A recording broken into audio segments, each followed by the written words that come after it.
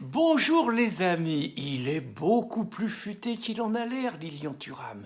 Il a compris que, contrairement à ses copains de 1998, Didier Deschamps, quel stratège, Laurent Blanc ou Zinedine Zidane, il sera jamais un grand entraîneur, pas assez dans le chou. Il a compris que, contrairement à ses copains Dugarry, Franck Leboeuf ou Emmanuel Petit, il sera jamais un grand consultant, ou Lizarazu, il sera jamais un grand consultant télé, pas assez de vocabulaire. Alors il a trouvé son fonds de commerce. Depuis 15 ans qu'il a arrêté le football, il arrive régulièrement à faire parler de lui sur le thème des méchants blancs qui exercent leur racisme contre les gentils noirs dans toute la société et dans le football.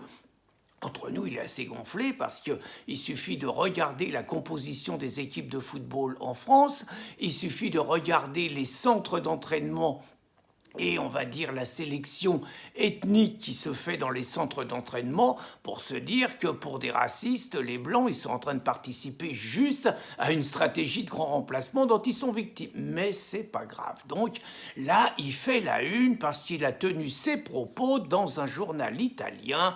Il a dit « Il y a du racisme dans la culture blanche, les Blancs pensent être supérieurs, les Noirs ne traiteront jamais les Blancs de cette façon. » Et donc, évidemment, il y a ceux qui le défendent, comme Dominique Sopo, et puis il y a ceux qui l'enfoncent, qui en mettent plein la tête, et c'est pas seulement l'extrême droite, hein, même un mec comme Maurice Safran, il dit quand même que c'est des propos racistes. Alors, c'est des propos racistes qui ne sont pas plus racistes que les propos, par exemple, de Maboula Soumaoro, que vous ne connaissez sans doute pas, mais qui est une émérite maître de conférence à Tours, qui expliquait, elle, que l'homme blanc ne pourra jamais avoir raison contre une noire ou contre une arabe, et qui expliquait que l'homme blanc ne peut comprendre le racisme, et donc qu'un antiraciste blanc est un imposteur. C'est pas plus raciste que Ouria Boutelja des indigènes de la République, qui expliquait que bientôt les Blancs ne pourront plus rentrer dans nos quartiers.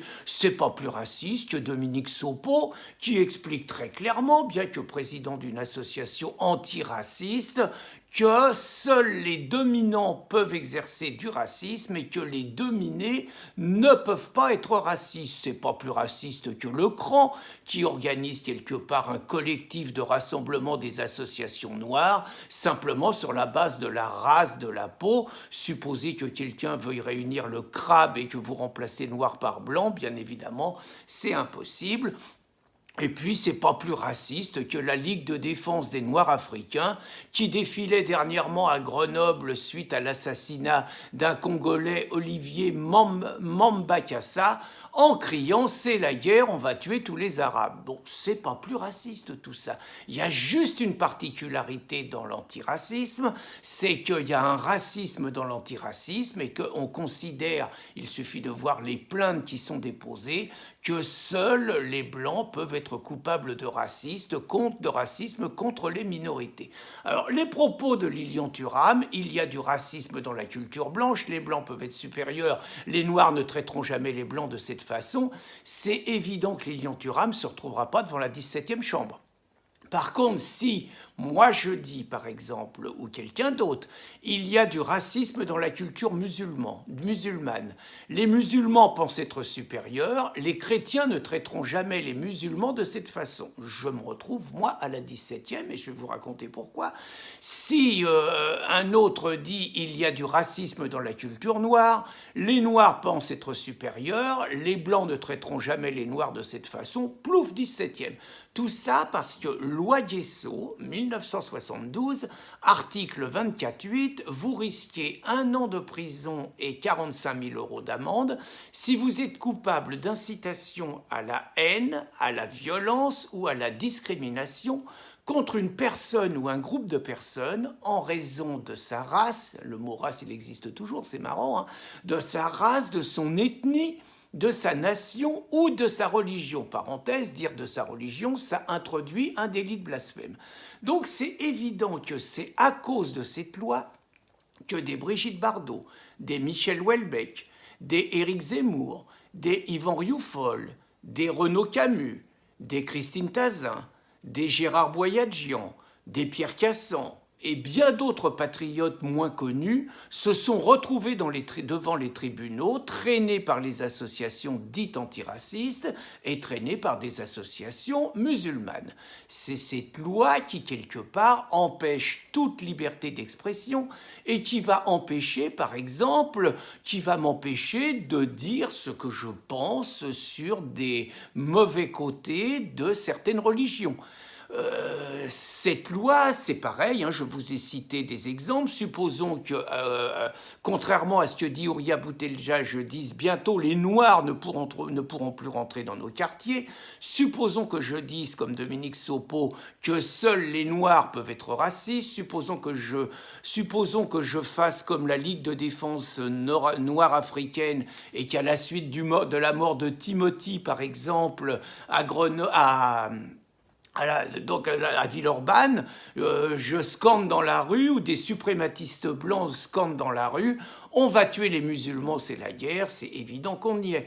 Donc les lois antiracistes ne servent qu'à une chose, c'est culpabiliser les blancs, c'est favoriser quelque part l'invasion migratoire et le grand remplacement, et empêcher toute défense au nom de son identité, de sa culture, amalgamée à l'article 24.7, etc., incitation à la haine. Alors, si nous étions aux États-Unis, et c'est là-dessus que je voulais y revenir, si nous étions aux États-Unis, l'article 1 de la Constitution garantit la liberté d'expression. Et il n'y aurait aucun problème, Lilian Thuram aurait le droit de tenir les propos qu'il tient, sans le moindre souci, il ne se retrouverait pas devant un tribunal. On pourrait juste lui dire qu'aux États-Unis, où on fait un pastaga dès qu'un blanc tue un noir, ce qui n'est pas bien, 91% des noirs tués, le sont par d'autres noirs. De même, aux États-Unis, on a le droit, une autre loi, ce qu'on appelle la loi Guesso, qui interdit quelque part de contester certains aspects du déroulement de la dernière guerre mondiale, et notamment l'Holocauste. Moi, je ne suis pas du tout sur les positions du professeur Forisson et de tout cela.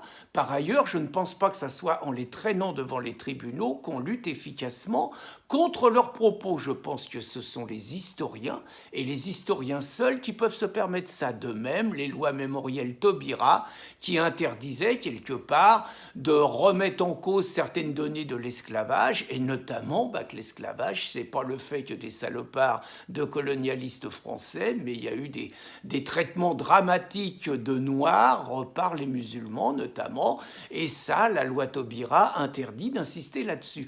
Donc moi je trouve que ce qui arrive à Lilian Thuram, dont je défends parfaitement la possibilité de le dire, est la meilleure démonstration de la nocivité de la loi Pleven en 1972, de la loi Guesso en 1990 et de la loi Taubira votée en 2001.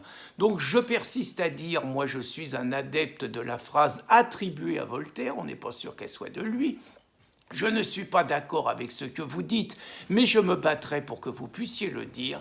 Je rêve d'un pays où nous ayons, comme aux États-Unis, dans l'article 1 de notre Constitution, la liberté d'expression totale sur l'ensemble des sujets. Et je pense qu'en France, on ne reviendra pas à notre liberté, que beaucoup commencent à regretter, et notamment notre liberté d'expression, tant que nous n'aurons pas aboli donc la loi Pleven, la loi Guesso, la loi Taubira, et quelque part, il faut remercier Lilian Thuram d'avoir permis par ses propos, par ailleurs d'une rare imbécilité, de remettre cette question sur le devant de la scène. Bonne journée les amis.